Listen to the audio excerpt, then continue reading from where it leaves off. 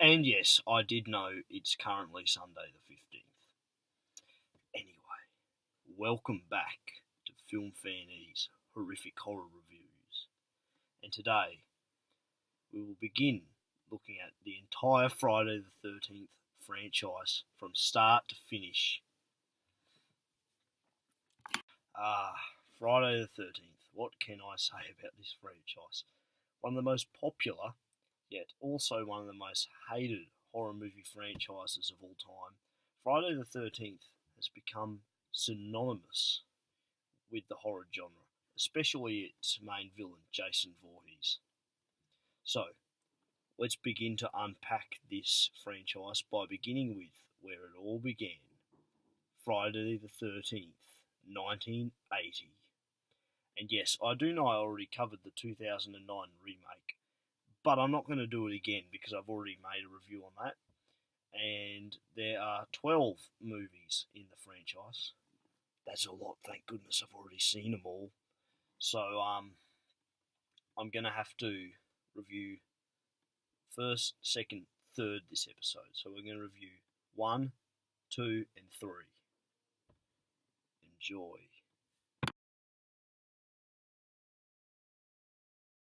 The original Friday the 13th was released in 1980 and received worldwide controversy for showing a lot of violence and sex on screen. The amazing effects work of Tom Savini are on full display here.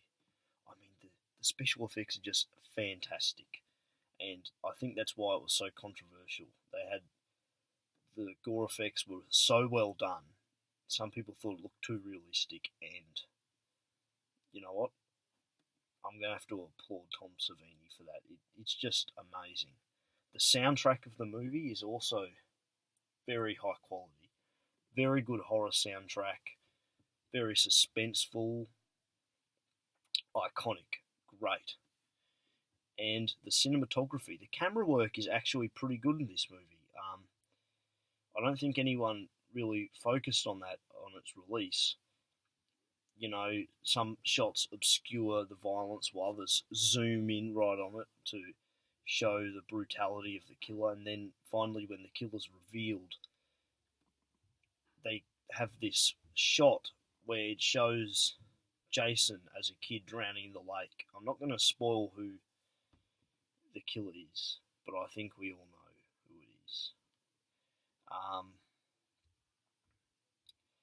But, you know, the movie has a lot against it as well. Friday the 13th is famous for its very poor acting and character development. Basically, we don't care about any of the characters. We know who's going to survive before the killing even starts. We know who's going to die. And then when it does start, it's just like, oh, look, that guy's dead, that guy's dead, that guy's dead, that guy, you know. And the plot, it's basically just a knockoff of Halloween, you know. Nothing really special in that remark. And also, I'm not going to show this, by the way, so don't be concerned, but they also killed a real snake in the movie. Oh, I can't say that's okay. They killed the snake just to get the shot, and I don't think it worked, and it wasn't worth it. You know, they just cut off the snake's head. They didn't even eat it or anything. They just, alright, let's chuck it out. Nah, that's not alright. Huge con there. So yeah, overall, Friday the 13th evens out in terms of the good stuff and the bad stuff. You know, if it was a seesaw, it would be like this. Just to show you guys an example, here's a shot from the movie. I'll only use a little bit. I'm not going to show the whole scene. And I want you guys to guess what's wrong with it before we go on, because it's a great shot, but there's something about it that ruins it, and I'm going to cut off before that bit, and you guys have to guess what it is, alright?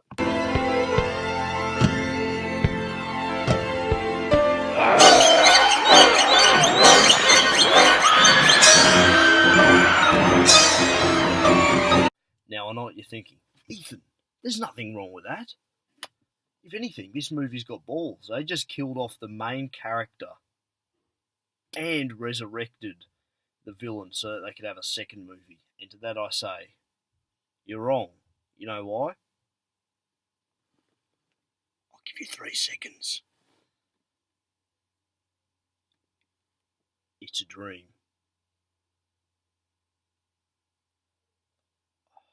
I'm so sick of the "it's just a dream" thing.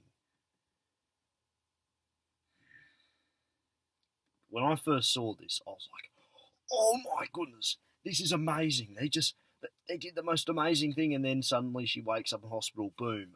It's all just a dream. And then I was like, what? The dream sequence is one of the worst cliches, in my opinion. It's like the movie lying to you. They set something up, you get excited, and then they go, oh, that thing you were excited, yeah, it's all fake. It's a waste of time, alright? Yeah. Anyway, overall, Friday the 13th, it's decent. There's nothing special about it in terms of horror movies. It's pretty generic. It has a start, an end, even a middle, and it all follows pretty much the same old formula that other movies would follow to come with. But the special effects, soundtrack, and cinematography of the movie really help to ramp things up, so it's just a little bit above the generic horror movie. And for that, I'll give it 3 out of 5 stars.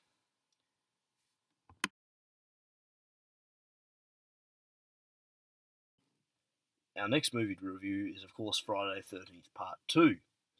And amazingly, it was actually released less than a year after the first one.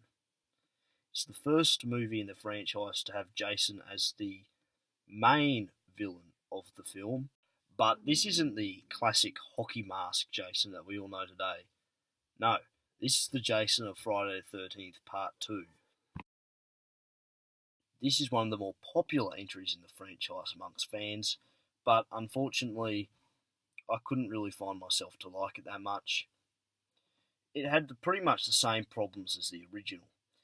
Bad acting, pretty shallow plot, and the characters weren't really that interesting, except for a handful. Like they introduced this guy called Mark, he was in a wheelchair, and the final girl, I can't remember her name, but she was actually a pretty interesting character overall. They had this really good chase scene with her where they're like fighting each other back, and it's like back and forth, and that was really good. But the rest of the movie isn't really. Boom, change of venue. Sorry, it looked weird having just a floating head, but yeah. It did have a good soundtrack again. It was the exact same one as before, and the cinematography, it's a bit iffy with this one because unlike the first one, it's really choppy because the MPAA in America, they go, no, it's too violent, you have to cut all these bits out. And as a result, you only get like a split frame of like the actual kill, and then it cuts. So it looks really choppy, and it gives this really unpolished, rough look to it, and it didn't work. That is, except for that guy Mark that I mentioned earlier's death. They mastered it, and the results are hilarious. In fact, this is my favourite moment in the whole series. You guys have to give this a watch.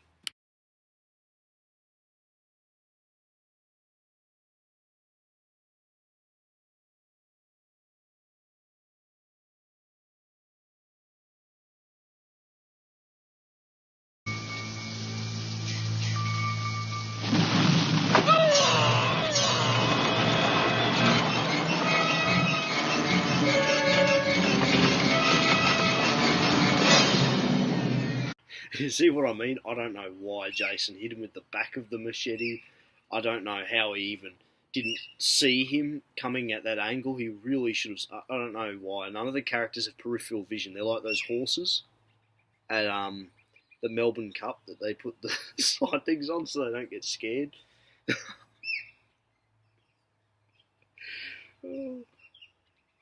And the zoom and fade to white's really the icing on the cake. You just, you know, a lot of these movies are just so unintentionally silly. This is why I like watching. They're just funny, and they don't even mean to be most of the time. That is until later. So as you can see, the special effects were also a bit of a downgrade from the original. They weren't like masterclass special effects like before, and that's what made the original good. This story has got the exact same pitfalls, but not as many as the good stuff.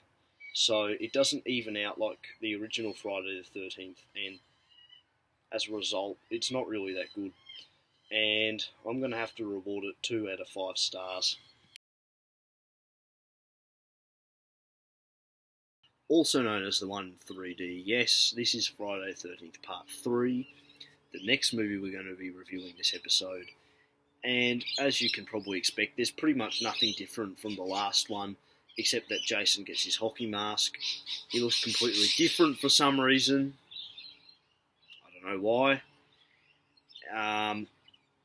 And the only difference this time, though, it's in 3D. And as a result, you get these really annoying things like big sticks coming up at the screen like this. There was this guy with a baseball bat at one part, and they had the baseball bat put right here. And, you know, this would have been passable, except for the fact that nowadays you can't even buy the DVD in 3D. So you just get this really nasty looking picture and things poked at your face the whole time. So that gets really annoying really fast. And then you've got the characters. Basically zero character development. They attempted it at one scene where they had like, the girl's like, oh, I've seen this guy here that attacked me before and it's Jason, but it was pretty lame. And this is completely, this next point, completely way back. Remember in the first Friday the 13th how the special effects is what saved the movie pretty much? Part 3, way down. I'm going to have to show you an example of this. Watch this.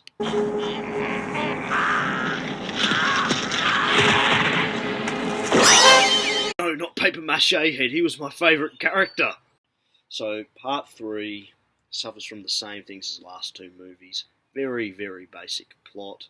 It's as basic as you can get this time, especially because in the first one you had Jason's mum. The second one you had Jason. He actually survived somehow. Plot twist. He really should have contacted his mother earlier since she was working at the camp. But in Part 3, it's as basic as a plot as you can get. It's just guy kills a bunch of people, and the people aren't even developed at all. It's complete cardboard cutout stereotypes. You've got the stoners, you've got the guy with low self-esteem, you know, you've got all those basic teenage stereotypes. You even get gangsters at one point. Really weird. But yeah, and perhaps the worst element of this movie is the acting. Whew, it was bad. Help! Help! Yeah. Overall, Friday the 13th Part 3, despite being rather popular amongst people, it's not winning any favours over me. I'll give it one thing, it was pretty entertaining sometimes, but apart from that, I'm going to have to give it 1.5 out of 5 stars. So that concludes today's episode and the first Friday the 13th special. The next one will be coming out really soon, trust me. I go through these pretty surprisingly fast. I don't know if I should be concerned about that or not. But anyway, see you guys next time.